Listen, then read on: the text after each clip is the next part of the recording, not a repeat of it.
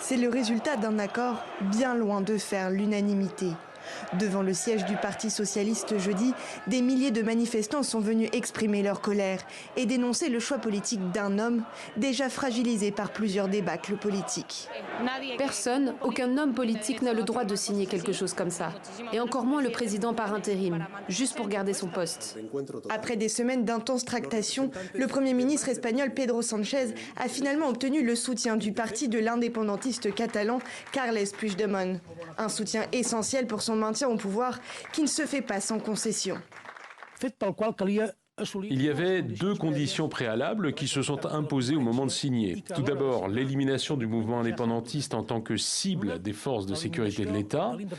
Et puis l'autre, l'élimination de toute référence à l'indépendantisme dans le rapport d'Europol. Ces mesures, ainsi que l'amnistie, contribueront à mettre fin à la criminalisation de notre mouvement. Et c'est justement cette amnistie de plusieurs militants et dirigeants indépendantistes poursuivis pour leur implication dans la tentative de sécession de la Catalogne en 2017 qui est précisément dénoncée par les manifestants emmenés par la droite et l'extrême droite. Ces accords de la honte ne résolvent aucun problème, mais les aggravent tous.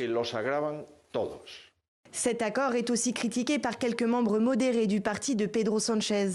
Ce vendredi, le Premier ministre a toutefois, et sans surprise, obtenu l'accord du parti nationaliste basque. Avec 179 voix, il est désormais certain de disposer de la majorité absolue au Parlement, fixée à 176 voix.